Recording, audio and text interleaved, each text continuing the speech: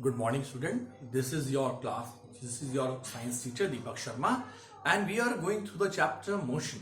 What we have already discussed is the reference point, and the other one is type of motion, and the difference between that translatory motion, rectilinear motion, rotational motion, revolutionary motion, oscillatory motion, and your vibratory motion. We have discussed the difference between them, and we are going through the. I would say that we are going through the chapter that is motion. I would like to say we are going through a chapter, a part of mechanics which is known as kinematics. So always remember that we are going to the chapter kinematics, where we deal with the type of motion, the factor that we deal with the motion, but we do not discuss the factor, the cause that is responsible for that motion, that is force. We are not going to discuss that in this chapter.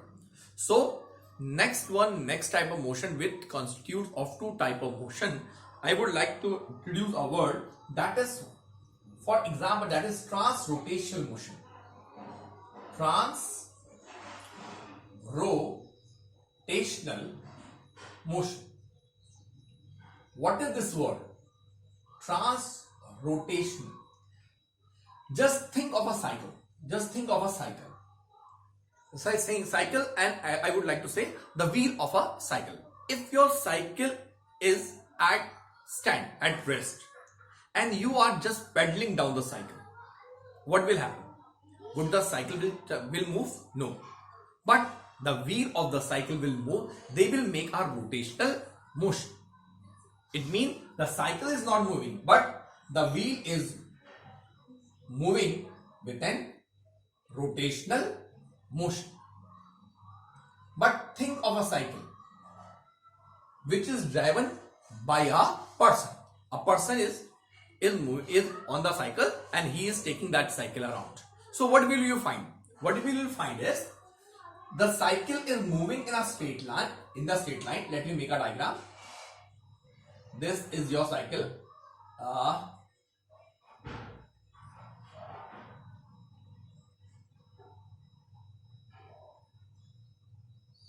Do not go across the diagram. Just an example. This is your cycle, and the person is driving that cycle. What will you see? You will see that the cycle will go in a straight line. It means it is going through translational motion, as well as the wheel. The wheel will going through the rotational motion. तो बच्चों क्या होगा कि अगर आप एक cycle पे चढ़े आदमी को देखोगे और साइकिल वो ले जा रहा है, तो इसके जो व्हील हैं वो रोटेशनल मोशन भी कर रहे होंगे और सीधी भी जा रही है साइकिल, तो उसमें ट्रांसलेशनल मोशन भी हो रहा है. तो अगर उसमें रोटेशनल भी है, ट्रांसलेशन भी है, तो इन दोनों से जुड़कर एक नाम बनाया गया जिसका नाम पड़ा ट्रांस रोटेशनल मोशन. मैं और एग्जांपल देता हूं आप लोगों को कि सपोज करिए आपने ये एक इंक्लाइन है, ये इंक्लाइन प्लेन है, और आपने इससे एक बॉक्स को ऊपर से नीचे डाल दिया. क्या होगा? ये स्लाइड करता हुआ ऊपर से नीचे आ जाएगा. ये स्लाइड करता हुआ ऊपर से नीचे आ जाएगा.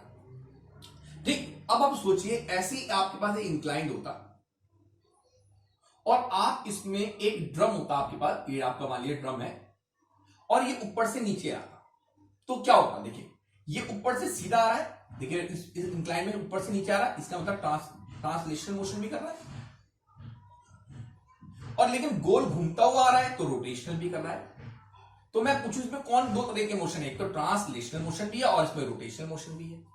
तो कुल मिला के इसमें अगर गोल घूमता हुआ ऊपर से नीचे आया तो आप कहोगे इसके अंदर ट्रांस रोटेशनल मोशन है. तो ये एक और तरीके का हमारे पास मोशन था. मूव करते हैं बेटे, जो हमने छोड़ा था topic, that is physical quantities को. मैंने आप लोगों को बताया था फिजिकल क्वांटिटी होती क्या है.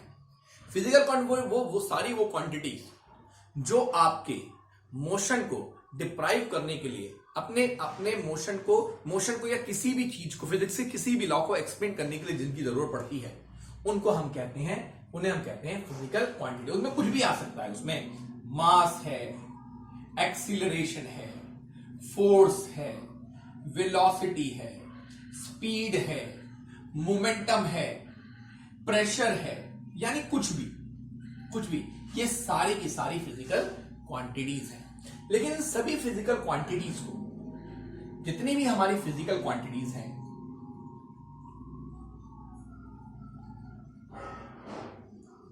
उन्हें हमने दो पार्ट में डिवाइड किया। बहुत इंपॉर्टेंट टॉपिक चल रहा है, सो बी लिटिल मोर कंसंट्रेट। जितनी भी फिजिकल क्वांटिटीज होती हैं उन्हें हमने दो पार्ट में डिवाइड किया है।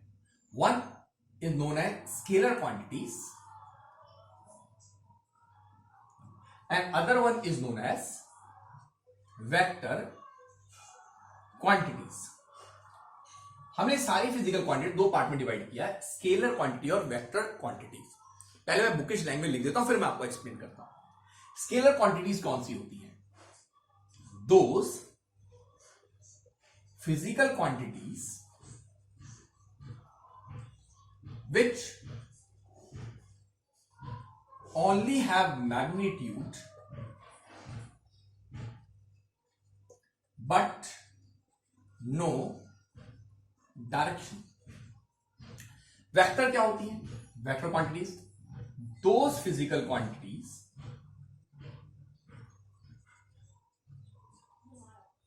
which have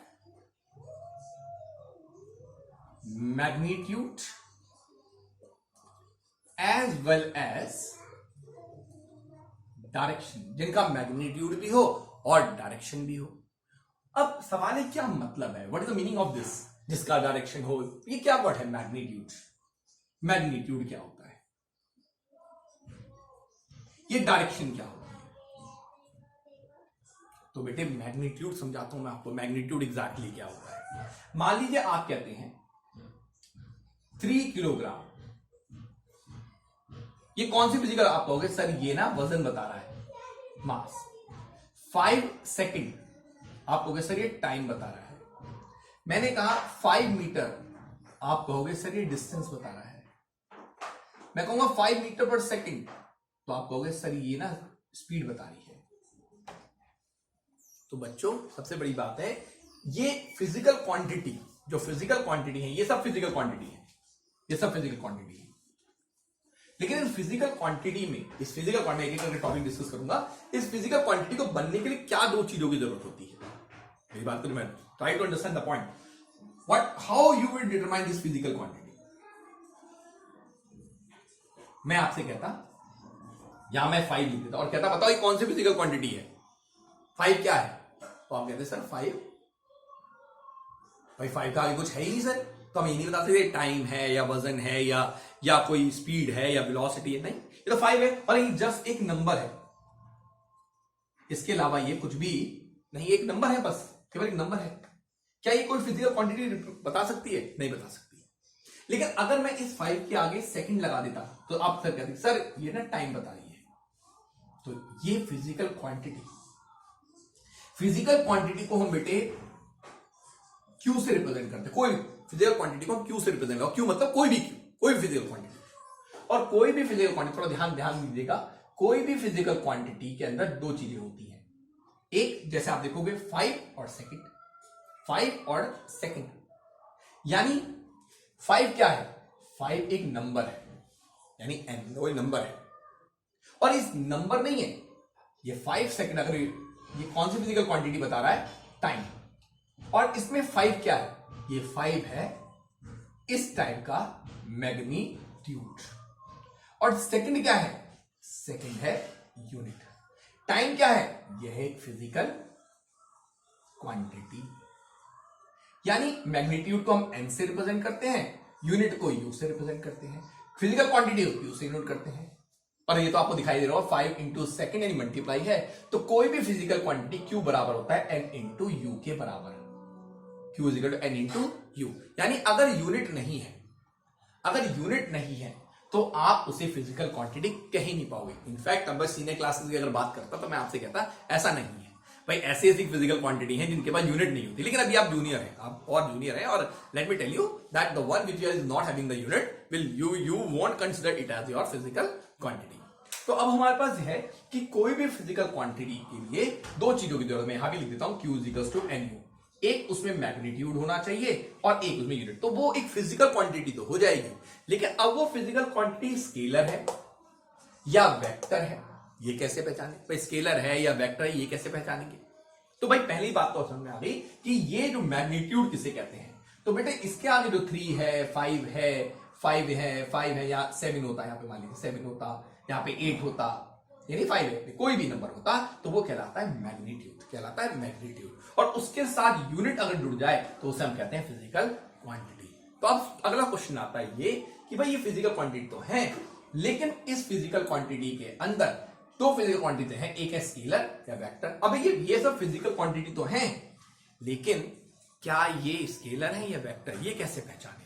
तो हमने कहा फिजिकल स्केलर क्वांटिटी वो होती है जिनका मैग्नीट्यूड होता है लेकिन डायरेक्शन नहीं होती, लेकिन वेक्टर वो होती है जिनका मैग्नीट्यूड भी होता है और डायरेक्शन में, डायरेक्शन ऐसे लिखता हूं DERE के ऊपर डायरेक्शन, ये मैं लिख देता हूं, इतना कंप्लीट कर देता हूं डायरेक्शन। अब डायरेक्शन से क्या लेना देना है? अब थोड़ा सा मैथमेटिक्स पढ़ते हैं। आप फिजिक्स बहुत ज्यादा मैथमेटिक्स है, एक एक करके लेकर चलते हैं। तो डायरेक्शन मैथमेटिक्स में अगर मैं आपको याद हो तो आपने अलजेब्रा पढ़ा होगा, और अलजेब्रा में अगर मान लीजिए मैथ्स में मैं बोलूं temperature of a body decreases by 20 degree Celsius, मैं कहूं इस स्टेटमेंट को न्यूमेरिकल में डिटरमिनेट करो, तो ये आपका क्या है? Temperature of a body decrease, और डिक्रीज को शायद आप माइनस से बोलते हैं, तो -20 डिग्री बोल दोगे, 20 डिग्री सेल्सियस, क्योंकि इसमें डिक्रीज है। मैंने कहा length of an object increase by 5 metre, तो क्या लिख दोगे? +5 मीटर लिख दोगे। तो भाई ये तो लैंग्वेज है, लेंथ इंक्रीज कर रही है, रेज इंक्रीज, रेज, प्रॉफिट, ये सब इसका मतलब होता है प्लस। डिक्रीज, लॉस, तो इसका मतलब क्या होता है? इसका मतलब है माइनस। बस यही लैंग्वेज होती है जो फिजिक्स में भी इस्तेमाल होती है। अब फिजिक्स में कैसे इस्तेमाल करते हैं इसको? भाई हम यहां पे, आप लोग ग्राफ बनाते हो, ग्राफ में इसको हम एक्स एक्सिस कहते हैं, इसको माइनस एक्स एक्सिस कहते हैं, इसको वाई कहते हैं और इसको माइनस वाई कहते हैं। वैसे ही फिजिक्स में इसका इस्तेमाल किया जाता है। लेफ्ट हैंड साइड, जो लेफ्ट हैंड, अगर मैं बोर्ड पे देखूं वैसे तो ये हमारी राइट हैंड साइड थी, क्योंकि आप बुक अगर पढ़ रहे हो लेकिन बुक आप ऐसे पढ़ते हो, तो ये कहलाती है लेफ्ट हैंड साइड और ये कहलाती है राइट हैंड साइड। जो राइट हैंड साइड होती है बेटे, उसे हमेशा पॉजिटिव लिया जाता है, और जो लेफ्ट हैंड साइड होती है उसे हमेशा नेगेटिव लिया जाता है। मतलब मैं कहता एक लड़का है, मेरी बात को समझना बेटे, एक लड़का है, ये ए स्टूडेंट है और ये बी स्टूडेंट है। ये 20 मीटर, मैं इसको अब नाम दे देता हूं, नॉर्थ, साउथ, वेस्ट, ईस्ट, ये 20 मीटर ईस्ट गया, और ये बी वाला 30 मीटर वेस्ट गया, नॉर्थ साउथ वेस्ट। तो बताओ इसको क्या लिखोगे? वो भी किसके साथ? आपने अब यहां पे, अब आप देखोगे, अब वो 20 मीटर ये जा रहा है, 20 मीटर ये जा रहा है, लेकिन एक बात तो आप मुझे बताएं, क्या इन दोनों की डायरेक्शन अपोजिट नहीं है? भाई ये इधर जा रहा है, इधर जा रहा है, भाई ये ईस्ट की तरफ जा रहा है, वेस्ट की तरफ जा रहा है, तो 20 मीटर ईस्ट, मैं कहता भाई 20 मीटर लिखो, ये 20 मीटर गया, 30 मीटर गया। आप कहते सर लिख दिया, डिस्टेंस है, distance is equals to 20 metre, distance is equals to 30 metre. लेकिन इस 30 मीटर से तो केवल मैग्नीट्यूड पता चला। भाई मैं आपसे कहूं आप 30 मीटर जाओ, तो आप कहोगे सर किधर जाऊं, इधर जाऊं या उधर जाऊं? क्यों? क्योंकि मैंने डायरेक्शन तो आपको बताई नहीं। मैंने कहा एक आदमी 40 मीटर गया, आप पूछोगे सर कहां गया? ईस्ट गया, वेस्ट गया, नॉर्थ गया, साउथ गया, किस डायरेक्शन में गया? तो इसका मतलब अगर बेटे मैं कह दूं केवल 30 मीटर गया या 40 मीटर गया और मैं आपको डायरेक्शन नहीं दूं, तो बहुत इंपॉर्टेंट वर्ड। तो पहली बात तो मैंने आपको मैग्नीट्यूड तो दे दिया, लेकिन मैंने आपको डायरेक्शन नहीं दी। तो इसका मतलब मैं जिसकी भी क्वांटिटी की, जिस फिजिकल क्वांटिटी की बात कर रहा हूं वो स्केलर है, क्योंकि मैं मैग्नीट्यूड तो दे रहा हूं आपको, लेकिन मैं उसकी डायरेक्शन आपको नहीं दे रहा। और वो कौन सी फिजिकल क्वांटिटी है? उस फिजिकल क्वांटिटी को हम कहते हैं डिस्टेंस। क्या बोलते हैं? डिस्टेंस। वो डिस्टेंस है। अच्छा, और अगर मैं डायरेक्शन दे देता तो मैं कहता कि ये 20 मीटर जा रहा है इन ईस्ट और ये 30 मीटर जा रहा है वेस्ट। अब क्या फर्क पड़ गया कि सर ये तो वही है 20 मीटर, ये 30 मीटर लिखा आपने? नहीं बच्चों, फर्क आ गया। मैंने यहां डायरेक्शन दी लेकिन यहां पे मैंने डायरेक्शन नहीं दी। तो अगर मेरे पास मैग्नीट्यूड के साथ डायरेक्शन भी हो, मैग्नीट्यूड के साथ डायरेक्शन भी हो, तो उसे बोला जाता है डिस्प्लेसमेंट। क्या बोला जाता है? डिस्प्लेसमेंट। आई बस मैंने ये डिस्टेंस क्या है? डिस्टेंस एक स्केलर क्वांटिटी है, लेकिन डिस्प्लेसमेंट एक वेक्टर क्वांटिटी है। क्यों? क्योंकि हमने पढ़ा था भाई मैग्नीट्यूड वेक्टर वो होते हैं जिनका मैग्नीट्यूड भी होता है और डायरेक्शन भी होती है। तो भाई इनका, इसका डिस्प्लेसमेंट, अब देखो 20 मीटर, अब आप 20 मीटर से डिसाइड, 20 मीटर क्या है? डिस्टेंस है। 20 मीटर इन ईस्ट, डायरेक्शन क्या है भाई? वो एक डिस्प्लेसमेंट है। तो डिस्प्लेसमेंट में डायरेक्शन, मैग्नीट्यूड भी होता है प्लस डायरेक्शन भी होती है, लेकिन डिस्टेंस में केवल मैग्नीट्यूड होता है, डायरेक्शन नहीं होती। अब सवाल है इस बात को मैं लिखूं कैसे? इस बात को लिखें कैसे? अगर मेरे को ये लिखना है भाई, मुझे लिखना है कि ये बी वाला 30 मीटर वेस्ट में गया, तो मुझे लिखना है distance is equals to -30 metre. Distance of B is -30 metre. इसको लिखूं तो क्या लिखूंगा? Distance of A is +20 metre. आई बात समझ रही है आपको? तो +20 का मतलब समझ जाएगा भाई ये आगे की तरफ जाना है। -30 का मतलब है मुझे इस डायरेक्शन जाना है। तो ये प्लस और माइनस नहीं है बच्चों, ये प्लस एंड माइनस साइन बता रहे हैं डायरेक्शन। क्या बता रहे हैं? डायरेक्शन बता रहे हैं। क्योंकि डायरेक्शन को फिजिक्स में रिप्रेजेंट किया जाता है प्लस और माइनस से। मैं और एक एग्जांपल लेता हूं आपके सामने।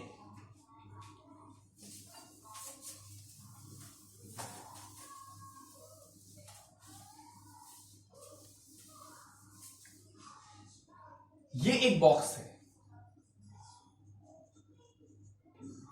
और मैं एक आदमी इसको ऐसे खींच रहा है और मैं कहता हूं मैं फोर्स लगा के 20 न्यूटन की force, Newton, 20 Newton, Newton is the unit of force. 20 Newton इधर खींच रहा है और ये इधर एक आदमी 30 न्यूटन से इधर खींच रहा है, रस्ते से इधर खींच रहा है। ये इधर खींच रहा है और ये इधर खींच रहा है। अब मैं आपसे बिल्कुल लेम मैन वाली बात करूंगा। मैं आपसे पूछूं ये कहां जाएगा? भाई सीधी बात आप कहोगे सर इधर जाएगा, क्योंकि ये 30 लगा रहा है, ये 20 लगा रहा है, ठीक। लेकिन अगर मैं आपसे ये पूछूं तो भाई ये कितनी फोर्स से उधर जाएगा? जाएगा तो उधर, ये बात तो समझ आ गई भाई, क्योंकि बिल्कुल लेमैन वाली बात है। भाई 20 से उधर खींचोगे, 30 से इधर खींचेगा तो इधर ही जाएगा, लेकिन कितनी फोर्स से? तो बच्चों ये कितनी फोर्स से जाएगा? ये 10 न्यूटन की फोर्स से जाएगा। किस डायरेक्शन में? Force in west direction. West direction में जाएगा 10 न्यूटन से। क्यों? सवाल है 10 कहां से आया? भाई सीधी बात है भाई, 20 न्यूटन तक तो अगर ये 5 न्यूटन फोर्स लगाता, 10 लगाता, 15 लगाता, 20 लगाता, तो क्या ये बॉक्स मूव करता? अगर ये 20 न्यूटन, खुद सोचो, अगर ये 20 न्यूटन की फोर्स लगा रहा होता, ये 20 न्यूटन इधर लगा रहा होता, 20 न्यूटन, तो क्या ये बॉक्स मूव करता? अरे मूव ही नहीं करता। क्यों? क्योंकि 20 इधर लगा रहा है, 20 इधर लगा रहा है, बॉक्स मूव नहीं करता। अब ये सारी बातें आपको फिजिक्स में मैथमेटिकली प्रूव करनी होती है। अभी आप देखो कैसे। भाई मैं पहले वाला पढ़ता हूं, ये वाला पहले वाला की ये वाला किस करके देखते हैं। भाई 20 उधर खींच रहा है, +20। क्यों? क्योंकि भाई फोर्स अदर एग्जाम्पल है किसका? वेक्टर क्वांटिटी का। आई बात समझ में बच्चों? फोर्स एक वेक्टर क्वांटिटी है, और अगर वेक्टर है तो उसमें डायरेक्शन होगी। ये +20 से उधर जा रहा है और ये कितना जा रहा है? -20 से इधर ही जा रहा है। तो टोटल फोर्स कितनी आएगी? टोटल फोर्स कितनी आएगी? लगाओ जरा टोटल फोर्स। +20 -20 कट गया, कितना आया 0 न्यूटन, बॉक्स मूव करेगा ही नहीं। अच्छा दूसरा एग्जांपल लेता हूं मैं, अलग से बना लूंगा ताकि कंफ्यूज ना हो आप लोग। ये बॉक्स है हमारा और हमने एग्जांपल लिया था भाई, इधर ये खींच रहा था 20 न्यूटन से और ये वाला आदमी खींच रहा था 30 न्यूटन से। अब लगाओ ये +20 उधर, ये -30 इधर, तो अब लगाओ किधर जाएगा, ये कौन सी डायरेक्शन है, ये हमारी ईस्ट डायरेक्शन है, ये हमारी वेस्ट डायरेक्शन है। तो फोर्स निकालो, टोटल फोर्स निकालो, टोटल साइन के साथ मैथमेटिक्स अलजेब्रा सॉल्व करना है। कितना -30 +20, मर्जी आपकी, किसी को पहले रख सकते हो, आंसर वही आएगा। ऐसे नहीं गए हाँ जी 30 पहले दे, कोई भी आप, कितना आएगा -10 न्यूटन। तो क्या आया -10, 10 तो मैग्नीट्यूड हो गया और माइनस क्या हो गई डायरेक्शन। तो समझ में आ गया भाई ये लेफ्ट हैंड साइड जाएगा। आगे बात समझ में आएगी बेटे। तो ये हमारे पास जो हमने फिजिकल क्वांटिटी डिवाइड किया, वेक्टर क्या होते हैं, वेक्टर बोलते हैं जिनका मैग्नीट्यूड होता है प्लस डायरेक्शन होती है, प्लस जो वेक्टर होते हैं वो जीरो भी हो सकते हैं। वेक्टर कभी भी जीरो भी हो सकते हैं, वेक्टर क्वांटिटी जीरो भी हो सकती है। देखो यहां पे जीरो हो गई ना वेक्टर क्वांटिटी, लेकिन स्केलर क्वांटिटी कभी भी zero, scalar quantity is never zero, वो जीरो नहीं हो सकती। क्यों? जैसे मैं एग्जांपल देखो, मैंने कहा मैं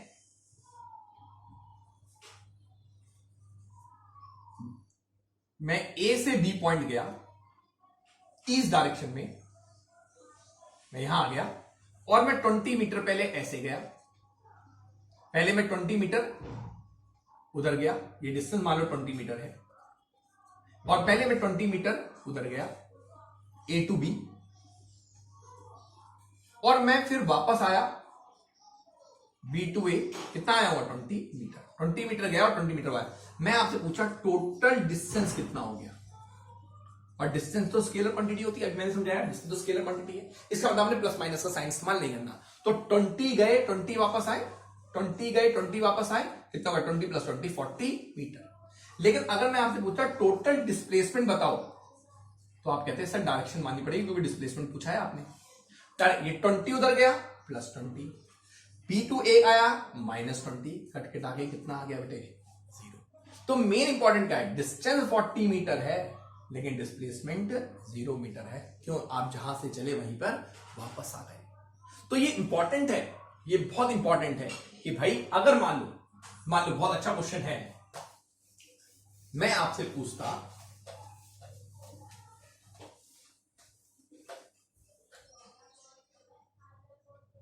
कि एक आदमी एक गोल चक्कर में, यहां पे है इसने गोल पूरा यहां से गया, ऐसे ऐसे ऐसे ऐसे ऐसे, ऐसे घूमकर पूरा यहां आ गया वापस, यहां से गया और घूम करके वापस यहां आ गया।